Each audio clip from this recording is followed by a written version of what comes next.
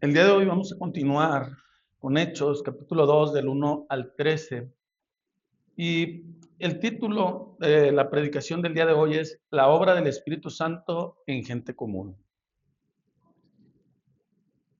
Y cuando estudiaba veía este tema, yo pensaba mucho y recordaba en la idea que muchas veces tenemos sobre cómo se fundó la iglesia, cómo inició la iglesia, cómo recordamos a los personajes tanto bíblicos como históricos de la plantación o de los inicios de los primeros cristianos, los padres de la iglesia, como muchas veces también son conocidos o mencionados. Y muchas veces cuando pensamos en estas personas que fundaron la iglesia o en los primeros cristianos creyentes, cometemos el error de pensar que ellos eran especiales, que tenían algo distinto, algo que los hacía eh, hasta cierto punto, que tenían ese mérito por el cual lograron lo que lograron. No solamente en ellos, sino a veces cuando pensamos en los pastores de la actualidad o de la época de la Reforma, aquellos grandes pastores de los cuales a veces leemos libros o estudiamos, pensamos, es que ellos son grandes hombres que pueden hacer grandes cosas porque tienen mucha preparación, porque tienen mucha dedicación, porque están llenos a lo mejor del Espíritu y pensamos tantas cosas que sin darnos cuenta le damos ese mérito que solamente Dios debe de merecer por la obra que se está haciendo. Tristemente caemos en ese error de quitarle por lo menos un poco de la gloria que debería de ser toda Dios para dársela a estos hombres que hicieron grandes cosas. Es bueno que tengamos respeto y admiración por aquellos hombres que fueron utilizados por Dios, pero cuando pensamos en ellos, ¿qué es lo que pensamos? ¿Por qué lograron aquello que pudieron hacer? ¿Realmente lo lograron porque eran personas elocuentes? ¿Porque eran buenos expositores? La verdad es que a lo largo de nuestra vida nos vamos a encontrar con personas que son muy buenos expositores. Nos vamos a encontrar con personas que son a lo mejor más buenos predicadores que las personas que tal vez fundaron o que estuvieron en los inicios de la iglesia. Pero aún con toda esa proyección que ellos puedan tener en cuanto a conocimiento, en cuanto a cómo se desenvuelven, nada de eso muchas veces es suficiente para que su ministerio, su obra progrese. ¿Por qué es esto? Porque muchas veces vemos gente tan preparada que aún cuando están bien preparadas no sucede nada.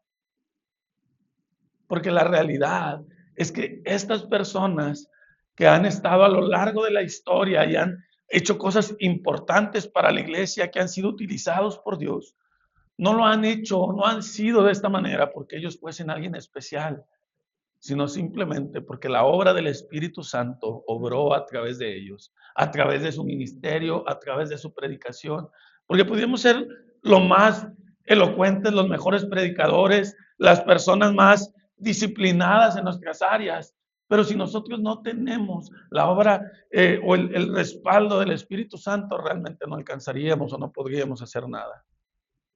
Esa es la verdad. No prosperaría lo que estamos haciendo. Y es por eso que me gustaría iniciar pensando o entendiendo como iglesia que estos hombres eran personas comunes como cada uno de los que estamos aquí, que fueron y que permitieron realmente que Dios los utilizara para alcanzar sus propósitos, que Dios los utilizara para que pudieran predicar el Evangelio. Y es precisamente lo que nosotros vamos a ver el día de hoy a través de esta historia que encontramos en Hechos del capítulo 2, del versículo 1 al 13. Así que para poder iniciar con nuestros puntos del tema, les voy a pedir a aquellos que puedan y solamente por respeto, si me acompañan de pie para leer nuestro texto. Hechos 2, del 1 al 13. Y dice así, cuando llegó el día de Pentecostés, estaban todos unánimes juntos. Y de repente vino del cielo un estruendo como un viento recio que sopla, el cual llenó toda la casa donde estaban sentados, y se les aparecieron lenguas repartidas como de fuego, asentándose sobre cada uno de ellos. y fueron todos llenos del Espíritu Santo. Y comenzaron a hablar en otras lenguas, según el Espíritu les daba que hablasen. Moraban entonces en Jerusalén judíos, varones piadosos de todas las naciones bajo el cielo. Y hecho este estruendo, se juntó la multitud y estaban confusos, porque cada uno le oía hablar en su propia lengua. Y estaban atónitos y maravillados, diciendo: mirad, ¿no son galileos todos estos que hablan? ¿Cómo pues les oímos nosotros hablar a cada uno en nuestra lengua en la que hemos nacido? Partos, medos, elamitas y los que habitamos en Mesopotamia, en Judea, en Capadocia y en el Ponto y en Asia, en Frigia, en Pamfilia, en Egipto y en las regiones de África más allá de Cirene, y romanos aquí presentes, tanto judíos como prosélitos, cretenses y árabes, les oímos hablar en nuestras lenguas las maravillas de Dios. Y estaban todos atónitos y perplejos, diciéndose unos a otros: ¿qué quiere decir esto? Mas otros, burlándose, decían: están llenos de mosto. Podemos tomar nuestro lugar. Me gustaría iniciar con el versículo 1, que nos dice que cuando llegó el día de Pentecostés estaban todos unánimes juntos. Y aquí utiliza un juego de palabras importante, porque pareciera que está haciendo énfasis en una misma cosa o está utilizando palabras similares, pero que nos llevan o que nos complementan el saber lo que estaba sucediendo. Nos dice que estaban todos, y no hace referencia a que estaban pues todo el mundo. Realmente estaban todos, ¿quién? Los que deberían de estar, aquellos que el Señor había llamado, aquellos que el Señor había preparado para ese momento. Estaban todos en ese lugar. Y desde este momento que nosotros decimos que estaban todos los que teníamos que estar, para nosotros debería de ser algo pues realmente impactante, porque aquellos que alguna vez han tratado de organizar alguna fiesta, alguna reunión, sabrán que es bien difícil que todos los invitados lleguen a la reunión que quieres. Incluso nosotros como iglesia pudiéramos voltear y darnos cuenta que no estamos todos los miembros de la iglesia, no estamos todos los que deberíamos de estar. Incluso en eventos como bodas, ayer que celebraban nuestros hermanos Gabriel y Damaris, no les pregunté, pero estoy seguro que si les pregunto, ellos podrán decir que no todas las personas que invitaron a su boda asistieron ese día. Aún y cuando se les dieron invitaciones con anticipación, aún cuando muchos de ellos confirmaron, no todos asistieron. Porque es bien difícil que todas las personas que pretendes que estén en un lugar asistan. Viendo un poco el contexto de esta situación, aún lo hacía más difícil. ¿Por qué? Porque nosotros en nuestra naturaleza no está buscar a Dios, no está el querer estar ahí esperando pacientemente la obra del Señor. Como iglesia, yo me pongo a pensar en los diferentes contextos que tenemos. Hay hermanos aquí que trabajan muy duro y trabajos muy pesados durante toda la semana. Y la realidad es que el domingo, para muchas de las familias que están aquí, es el día en el cual pueden descansar, despertarse tarde, ir tal vez al parque con la familia, al cine, hacer actividades que tal vez no pueden hacer durante la semana. La realidad es que muchas veces nosotros desearíamos poder estar haciendo otra cosa, poder estar descansando, poder estar haciendo o visitando lugares o cosas que no hacemos durante la semana. El hecho de que estemos aquí no es algo natural en nosotros mismos. Realmente, si nosotros nos dejáramos llevar por nosotros mismos, la realidad es que estaríamos en otro lugar. No hubiésemos elegido estar aquí. Estar aquí también es obra del Espíritu Santo, es obra de Dios en nuestros corazones, porque realmente por nosotros mismos no quisiéramos buscar a Dios. Es por eso que muchas veces nos es tan difícil que podamos estar todos, porque siempre nos van a salir cosas, a veces importantes, a veces no tan importantes, y muchas veces tomamos la decisión de no asistir a la iglesia. Tristemente, muchas veces injustificadamente. Y nos justificamos a nosotros mismos diciendo: es que la verdad esta semana sí fue muy pesada, es que la verdad esto era importante y solamente va a ser esta vez. Porque es bien difícil que podamos estar todos juntos en un mismo lugar. Esa es la realidad. Somos personas que muchas veces ponemos nuestro entorno, nuestra situación por encima de ese llamado a estar aquí en la iglesia, de estar todos en un mismo lugar adorando a nuestro Dios. Si le sumamos también a nuestro contexto, que la realidad es que la mayoría de los que estamos aquí no tenemos tantas cosas en común. Muchas veces platicando con algunos hermanos de cómo nos relacionamos, me dicen, es que la verdad, pues a veces me cuesta relacionarme con los más jóvenes, o con los más adultos, o con los que tienen hijos, o con los que parece que no tengo ninguna conversación en común. Porque hay personas que a lo mejor nos gusta más el deporte, el fútbol, y a lo mejor son nuestros temas principales de conversación. Hay otras personas que la verdad no les interesa eso, y les interesan temas de su trabajo, de su casa, de los viajes, de la cocina, de tantos temas diferentes que no tenemos en común, incluyendo nuestros contextos, la distancia en las que estamos, que pudiéramos decir la verdad, no es fácil que podamos estar aquí. En el contexto de nuestro versículo, la verdad era todavía más difícil de lo que nosotros pudiéramos pensar. Nosotros vemos y decimos, es que la verdad tengo muchas razones por las cuales pudiera faltar. Pero ellos no tenían carro, no tenían transporte público, las distancias eran mucho más largas, muchos venían de otras ciudades, de otras partes. Era un contexto totalmente más difícil de lo que tú te puedas imaginar. Pero ¿por qué estaban ahí? ¿Por qué estaban juntos? ¿Por qué estaban en ese mismo lugar? Cuando nos dice que estaban todos, habla de que no faltaba ninguno, nos dice que estaban juntos, es que estaban en un mismo lugar, pero también nos dice, yo creo que es la palabra clave, que estaban unánimes. Y esta palabra hace referencia a que estaban en un mismo sentir, con un mismo corazón, en un mismo pensar. Y cuando yo pienso en el contexto de todos los que estamos aquí y pienso qué es lo que tenemos en común que nos puede tener juntos en este lugar, la única respuesta es el Evangelio. Cuando pensamos, bueno, es que ¿qué puedo platicar con mis hermanos? ¿Qué puedo tener en comunión con ellos? Es el Evangelio, es Jesucristo, la obra redentora que ha habido para que nosotros podamos estar aquí. Que nosotros siendo pecadores, Cristo murió por nuestros pecados, nos rescató y nos trajo aquí. La verdad, eso debería de ser suficiente para que nosotros podamos estar en ese mismo sentir. Y eso era precisamente lo que tenía a todos estos hombres en un mismo lugar, esperando esa promesa. ¿Qué les había dicho Jesucristo? Les conviene que yo me vaya, porque cuando yo me vaya ha de venir el Consolador. Más adelante también lo veíamos en textos anteriores, les dice, pero van a recibir poder cuando haya venido sobre vosotros el Espíritu de la promesa.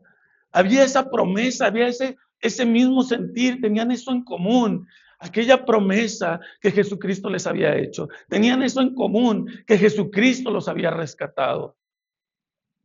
La verdad, eso era suficiente y es un acto en el cual desde un principio vemos la obra del Espíritu Santo, la obra del Señor en ellos, porque sería imposible de otra manera que ellos estuviesen unánimes, juntos y que estuviesen todos. No había otra manera de que ellos pudiesen estar ahí. Muchas veces cuando leemos este texto y me pongo a pensar en el contexto de tal vez del cristianismo en el cual yo crecí, muchas veces yo creía o pensaba, pues que este texto me hablaba de a lo mejor de lo que sucede más adelante, ¿no? Pero desde este momento nosotros podemos entender que el texto nos habla de la obra del Espíritu Santo en estas personas comunes que no hubiesen podido estar ahí si realmente el Espíritu Santo no estuviese haciendo algo en ellos. Comienza el texto, continúa, perdón, el texto diciéndonos, de repente vino del cielo un estruendo como un viento recio que soplaba, el cual llenó toda la casa donde estaban sentados. Y aquí es donde muchas veces ponemos el enfoque, ¿no? Y queremos ver eso en la iglesia. Que venga un estruendo y pensamos, es que si hoy hubo un escándalo en la iglesia, si hoy hubo este mover y si yo vi algo sobrenatural en la iglesia, entonces el Espíritu Santo ahí estuvo. Pero ese no es el enfoque, eso no es lo que nos está enseñando el texto. ¿Qué dice que sucedió? Y aquí nosotros encontramos el enfoque de esto. Dice, de repente vino del cielo un estruendo como de viento que soplaba, el cual llenó toda la casa donde estaban sentados, dice, y les aparecieron lenguas repartidas como de fuego, asentándose sobre cada uno de ellos, y fueron todos llenos del Espíritu Santo y comenzaron a hablar lenguas según el Espíritu les daba que hablasen.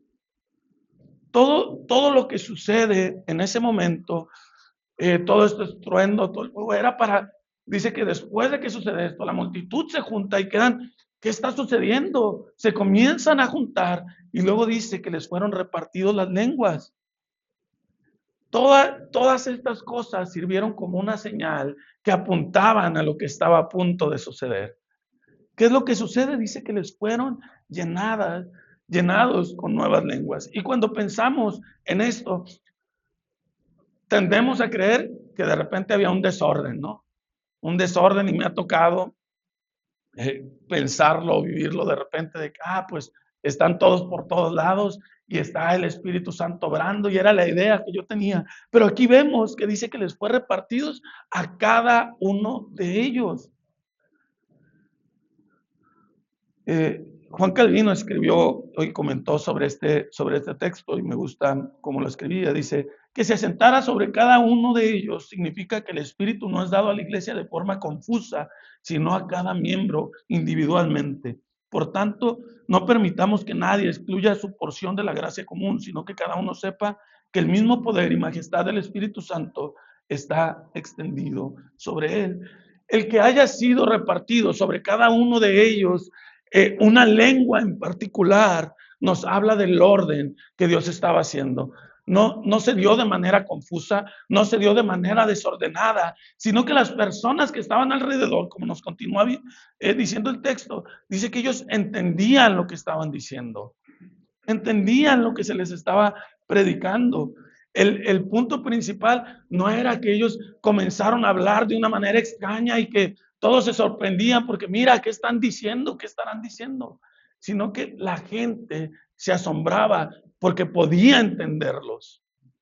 No se asombraban porque estaban hablando algo extraño, sino que se asombraban porque gente común del vulgo, pescadores, galileos, como nos dice el texto, gente que no había estudiado idiomas, que no había estudiado lenguas, que no tenía una preparación académica, de repente les estaba hablando en el idioma que ellos podían entender.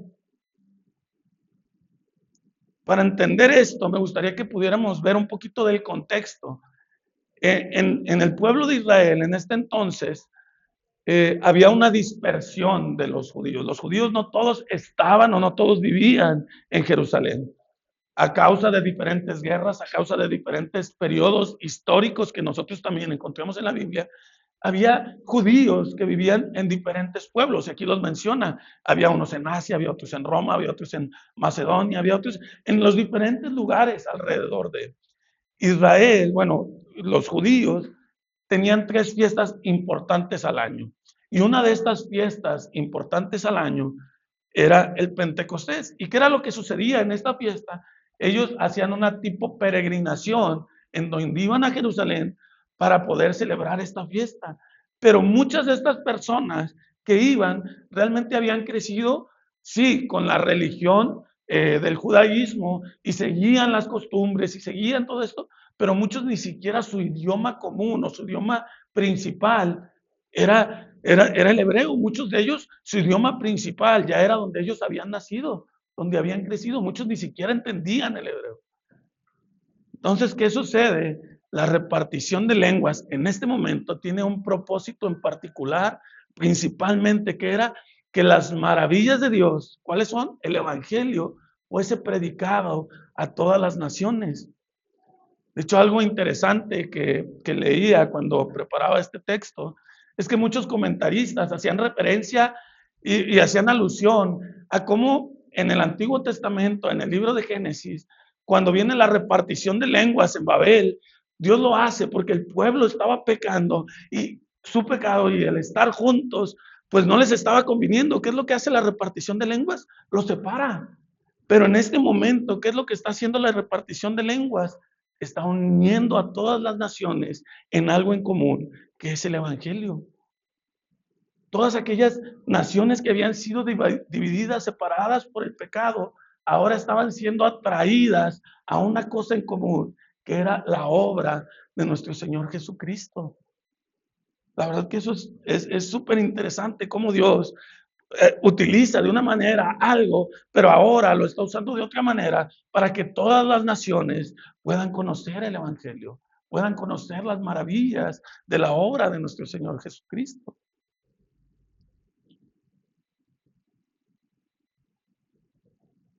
Por eso es que en el versículo 6 nos dice que ellos estaban confundidos, estaban atónitos, porque entonces ellos que venían de fuera, que habían peregrinado, tal vez por días, semanas, como les habían mencionado, venían de otras partes sin el transporte, sin lo que ahora estamos común, podían entender claramente el mensaje. Eso la verdad no es normal. Y menos cuando hablamos de gente que no tenía eso por profesión, no era gente que se dedicaba a estudiar y preparar idiomas para poder llevar eso. A lo mejor había en ese entonces algunos escribas que sabían un idioma, que servían de traductores, pero los apóstoles, los hombres que en ese momento estaban siendo utilizados para esta obra, no era algo en lo que ellos se habían preparado. Eran galileos, gente sin preparación, sin educación, que estaban siendo utilizados para que realmente el Evangelio fuese predicado. Aquí yo me llevo a preguntar si Dios usó a pescadores sin preparación para hablarle a otras personas de otras naciones, en otros idiomas, para predicarles el Evangelio. ¿Qué excusa tenemos nosotros para no predicarle a nuestros vecinos, a nuestros familiares del Evangelio, cuando ellos sí hablan nuestro idioma? ¿Qué excusa tenemos nosotros para no predicarles a los que están a nuestro alrededor? El idioma no detuvo a los apóstoles y a nosotros, incluso teniendo el mismo idioma, nos detenemos por miedo. Nos detenemos porque pensamos, es que nos van a rechazar, se van a burlar de nosotros. ¿Realmente es una excusa válida? Realmente podemos decir, no, pues es que la verdad no es el tiempo, no es el momento. Si bien estos eran hombres comunes que Dios utilizó, ellos realmente confiaron en el Señor, confiaron en la obra que el Señor podía hacer en ellos. Muchas veces nos falta esa confianza, poder decir, Señor, yo no puedo solo. Señor, necesito de tu Espíritu Santo porque en verdad yo no puedo. A veces confiamos demasiado en nosotros mismos, en nuestras capacidades, y dejamos de confiar en la obra del Espíritu Santo porque se nos olvida que somos personas comunes. Se nos olvida que en verdad no podemos solos. Tal vez nos ha ido bien en otras ocasiones, predicando, enseñando, compartiendo el Evangelio con un familiar. A lo mejor nos sentimos que estamos bien porque estamos el día de hoy en la iglesia, aún con todos los obstáculos de nuestra carne que les mencionaba en un principio, que pudiese ser la pereza, el cansancio, las diferentes actividades. Y decimos, no, es que aún cuando no tenía ganas estoy aquí, entonces estoy bien. Y confiamos en nosotros mismos. Pero se nos olvida que realmente necesitamos poner nuestra esperanza en Jesucristo.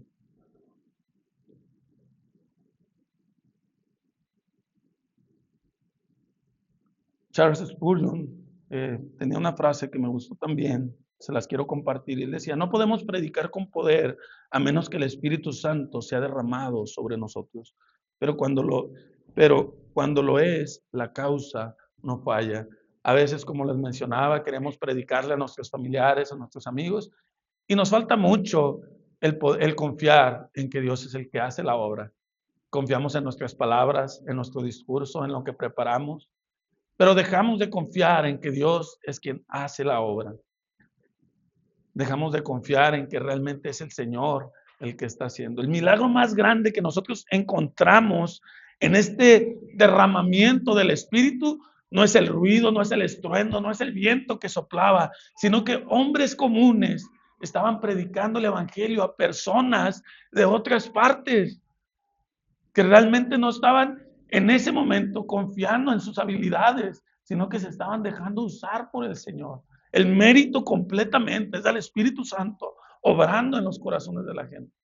¿Quién es el que convence al mundo del pecado? ¿Nuestro argumento o el Espíritu Santo? Realmente es el Espíritu Santo, no es nuestro argumento por más bueno que sea. A veces cuando estamos hablando con alguien del Evangelio, presentamos tal vez algún argumento que decimos, es que la verdad, si se lo explico de esta manera, con peras y manzanas, la verdad es que no hay manera que me diga que no existe, no hay manera que me diga que no cree. Y se lo presentamos y no cree. ¿Por qué sucede esto? Porque confiamos en nosotros mismos. Se nos olvida que es Dios, es el Espíritu Santo quien convence al mundo de pecado y no nosotros. Los discípulos, ellos podían o tenían este entendimiento, revelación de la palabra, porque porque les habían sido abiertos los ojos, el entendimiento, como mirábamos también textos atrás. Imagínate, los discípulos vivieron 3 años con Jesucristo, escucharon de manera directa el Evangelio, enseñanzas, fueron guiados por Jesucristo mismo en persona, pero no fue hasta que les fue abierto el entendimiento que ellos pudieron entender cosas que aún a un lado de Jesucristo no podían entender. Un ratito a lo mejor que leemos a la semana o que oramos, ya es suficiente y estamos listos. El Señor me va a ayudar. Necesitamos del Espíritu Santo en verdad. Ahora, esto viene a abrir 2 panoramas en nosotros. Cuando predicamos a nuestros familiares, amigos, compañeros, a las personas que no conocen del Evangelio, nosotros debemos de confiar en la obra del Espíritu Santo. Y debemos de confiar en que Él es quien habla. Y si las personas reciben, gloria a Dios, pero si las personas no reciben, tampoco debemos de decir, bueno, pues no recibieron, entonces ya me voy a rendir y ya no lo voy a volver a hacer. No, dice, Señor, ayúdame para que las personas puedan escuchar. Haz tu obra en los corazones de las personas. Esa debería de ser nuestra oración. Ese debería de ser eh, el mover del Espíritu Santo, por decirle de alguna manera, que debemos de buscar continuamente. No algo fuera de lo común o natural, como estamos acostumbrados a lo mejor a escuchar cuando vemos estos textos, sino realmente decir, Señor, ayúdanos, ayúdanos a poder llevar una vida en la cual tu Espíritu Santo sea el que nos guíe, que su Espíritu Santo sea el que nos guía a tomar buenas decisiones con nuestra familia, con nuestros hijos, los que tienen hijos, con sus esposas, esposos, en sus trabajos, que nos dé sabiduría para poder glorificar y exaltar a Dios a través del Espíritu Santo, no en nosotros mismos.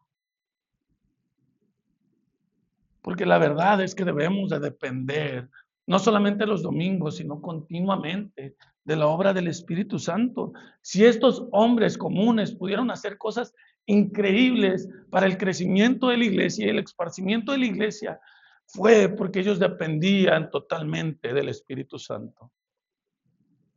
Ahora, esto tampoco es un llamado para que, bueno, pues el Espíritu Santo es el que obra, entonces no leo, no oro y pues que el Señor haga. No, claro que no. Debemos de orar y leer y creo que más de lo que hacemos, porque tristemente no hacemos como deberíamos de hacerlo. Pero debemos de confiar en que el Espíritu Santo es quien hace la obra. Debemos de pedirle día con día ayuda.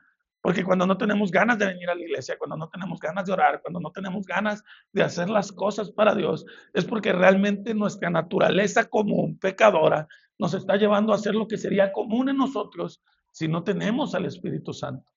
Y es por eso que necesitamos una continua dependencia de la obra del Espíritu Santo en nosotros.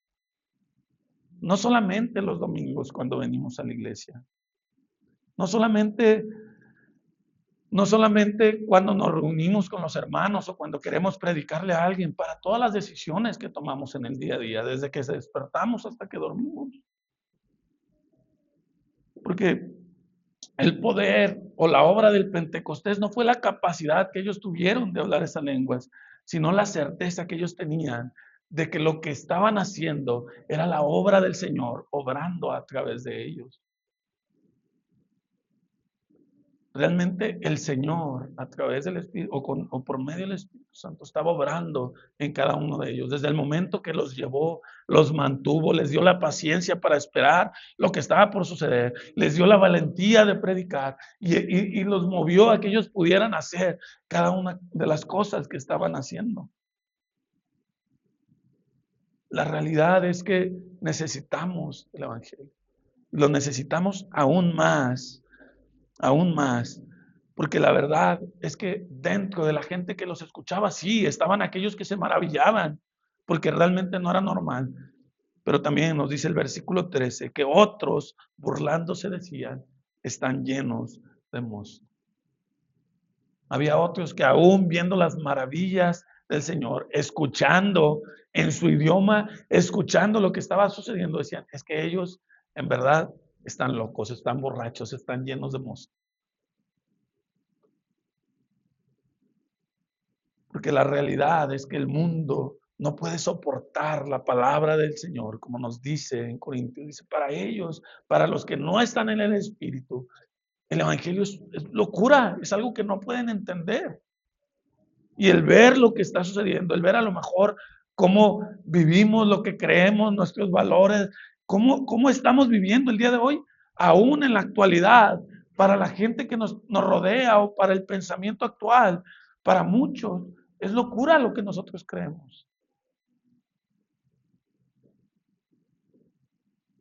Porque realmente no todos los que nos escuchan, y esa es la realidad, no todos los que escuchan el Evangelio, no todos los que ven la obra del Señor, por más clara o evidente que sea, no todos van a aceptar el Evangelio.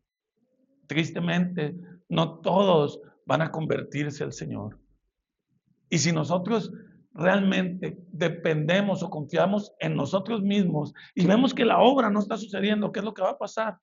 Nos vamos a decepcionar, nos vamos a entristecer. Cuando leía esta porción del texto, yo recordaba mucho las primeras veces que salía a predicar el Evangelio. Y me acuerdo que, pues la verdad, las primeras personas donde yo llegaba a las casas a predicar, las primeras personas, o la mayoría de las personas, siempre era como que me menospreciaban. La verdad, me menospreciaban y me miraban y decían, no, pues es que, ¿qué me vas a decir? ¿Qué me vas a decir tú? Y yo a lo mejor me preparaba, recuerdo que yo le preguntaba mucho a los otros que iban con los demás que iban con nosotros. Yo nunca había salido a predicar a las calles, nunca había ido a las casas. Yo le preguntaba a los que lo habían hecho más y les decía, es que, ¿qué les tengo que decir? Y casi quería hacer un guión de lo que les voy a predicar. Y de hecho, las primeras veces sí llevaba unos como unas como hojitas que eran, ¿cómo se llamaban? Las 4 leyes espirituales, algo así. Yo las seguía al pie de la letra, sea para que reciban, porque si yo las sigo al pie de la letra se van a convertir. ¿Qué pasaba cuando la gente me rechazaba? El mensaje yo decía, a lo mejor se me pasó algún punto, no dije algo bien. Y porque yo estaba confiando en mí mismo. Pero cuando nosotros entendemos que Dios obra en los corazones, cuando quiere, cómo quiere y con quién quiere, entonces eso a nosotros nos va a ayudar a que podamos depender totalmente de Él y que no nos rindamos, que podamos decir, bueno, Señor, pues esta persona no escuchó, no quiso entender, lo pongo en tus manos, lo dejo bajo tu obra y que si no fue a través de lo que yo prediqué, que después venga otro y le predique, y que venga otro y que le predique y que pueda entender y que se haga tu voluntad. Ayúdame a yo no rendirme y seguirle predicando al que sigue y al que sigue y al que sigue. Porque realmente ese es el milagro. Que gente común, sin ganas, sin deseos de buscar a Dios, realmente está dependiendo del Señor para así poder hacer esas cosas que no haríamos normalmente. Para que así nosotros podamos salir y hacer aquello que en nuestros corazones realmente no estaba a hacer.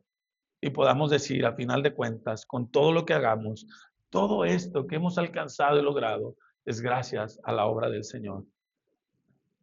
Estas últimas semanas que he visto la iglesia, la verdad, llena, e incluso algunas semanas que ha tenido que irse gente a la parte de atrás, digo, gracias Señor, porque la verdad, yo creo que por más que, y no porque quiera hacer la barba, no porque tengamos al mejor pastor de Nuevo León, no por eso está la iglesia así, sino porque realmente tu obra es la que está haciendo, es la que está haciendo y tocando los corazones. Cuando nosotros logramos entender eso y dejamos que sea el Espíritu Santo el que obre en nosotros, entonces en verdad vamos a poder caminar por donde el Señor ha trazado nuestro camino. Hermanos, esta historia que nosotros encontramos en Hechos nos proyecta y nos habla de algo o de gente que realmente confió en el Señor. Me gustaría preguntarnos, ¿realmente nosotros estamos confiando en el Señor? ¿O estamos confiando en el Espíritu Santo, en la obra que está haciendo en nosotros? ¿O estamos confiando en nuestras fuerzas? Cuando viene la tentación, cuando vienen los problemas, ¿confiamos en nosotros, en que nosotros podemos salir de eso? ¿O confiamos en que el Señor nos puede ayudar a salir, a vencer aquello a lo cual nos estamos enfrentando? Miremos el testimonio de estos hombres, no como hombres que eran excepcionales digamos, es que a lo mejor yo nunca voy a poder ser como ellos. Sí, a lo mejor nunca lo vamos a hacer. Pero lo que sí podemos entender es que el Dios que estuvo con ellos, que los ayudó a hablar estas lenguas, estos idiomas, aún sin prepararse, es el mismo Dios que está contigo y conmigo. El Dios creador de los cielos y la tierra, todopoderoso, el Dios que sostiene el universo, es el Dios que va contigo y conmigo todos los días. Entonces, hermanos, si es ese Dios todopoderoso que va con nosotros, ¿qué nos puede derrotar? ¿Qué nos puede derribar? ¿Qué nos puede desanimar? ¿Qué nos puede quitar el ánimo? En verdad que nada. Hermanos, confiemos plenamente en la obra de nuestro Señor, en la obra del Espíritu Santo. Y es por eso que el Señor les decía, les conviene que yo me vaya, porque el Espíritu Santo está aquí con nosotros día con día. Nos va a acompañar, nos va a guiar, nos va a exhortar, nos va a animar, nos va a convencer a nosotros cuando estamos haciendo algo malo y nos va a ayudar a volver al camino del Señor. Amén.